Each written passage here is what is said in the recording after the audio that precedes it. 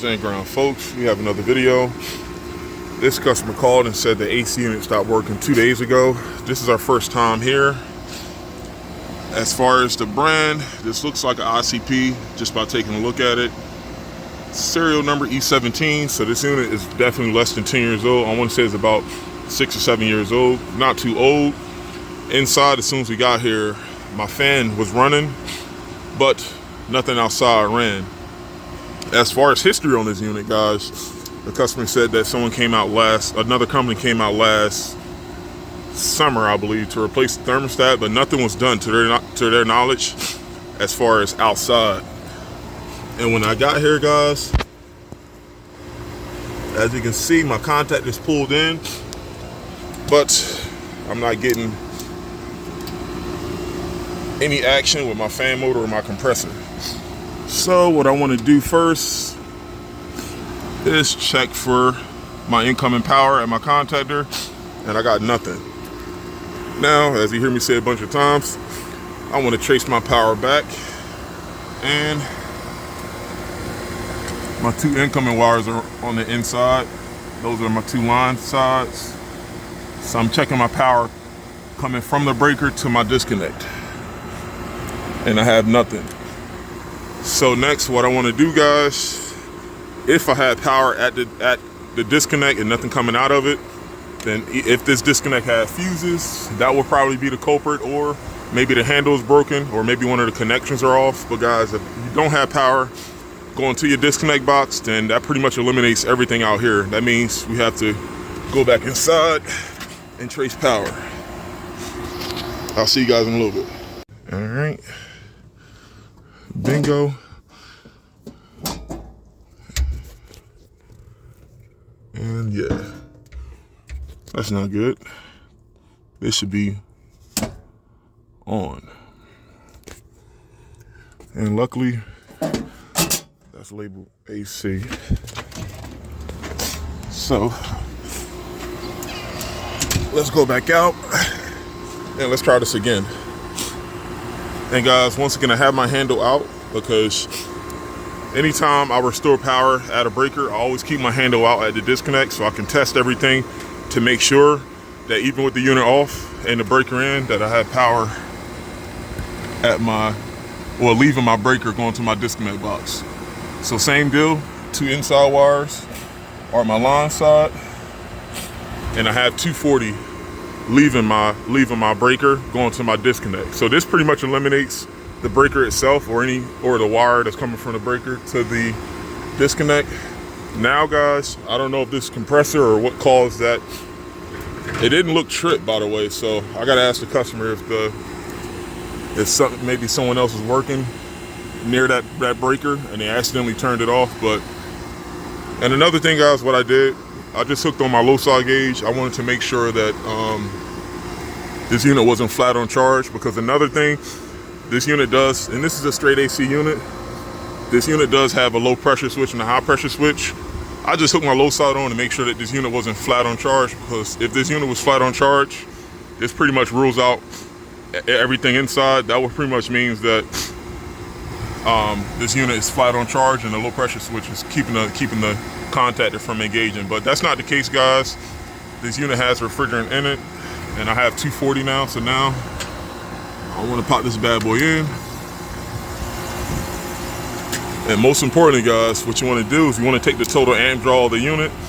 You can accomplish that by hooking your ammeter to either your L1 or L2. And I can put my light on here so you guys can see. 6.15. Now keep in mind, guys, I don't have a history of this unit.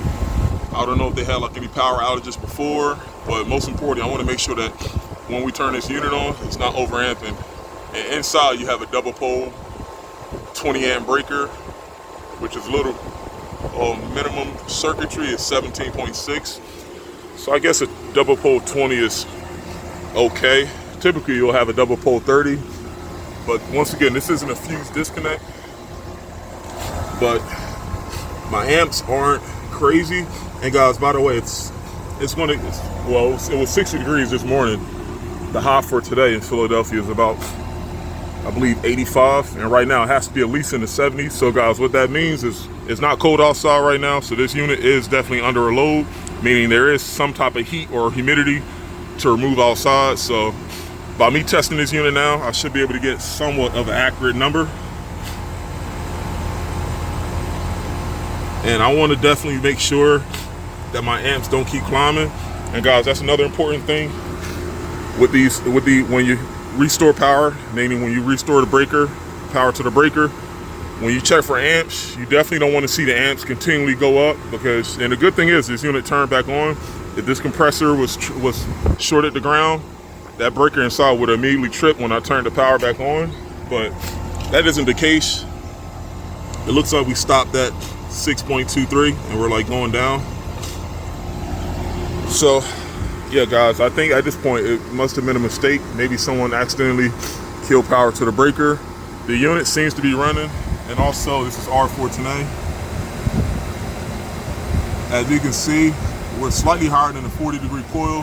That's about a 140 psi, which equates to almost a 50-degree coil. Right now guys, it's pretty warm inside. It's not really hot, but it is pretty warm inside. It's about like 73, 74. Customers say he keeps the AC down to 70, 71.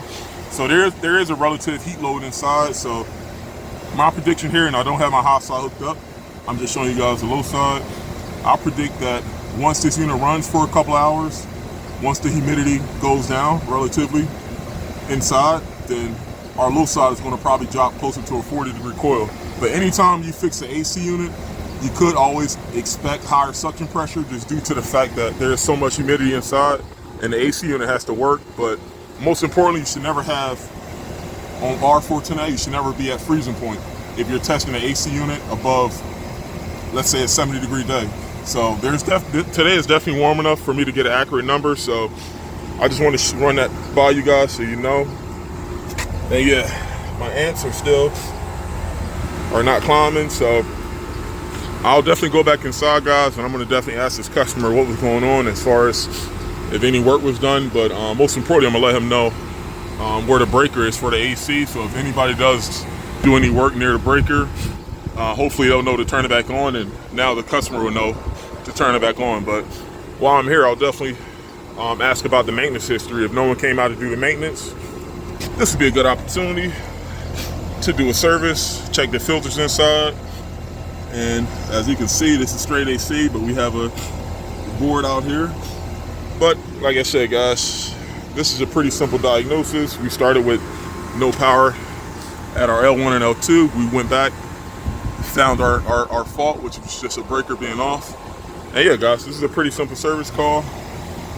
I'm gonna go back in, I'm gonna try to get more information and see what was going on, but most importantly, inform the customer where the breaker is, and then we'll talk about the maintenance. Peace out, I'll see you guys on the next one.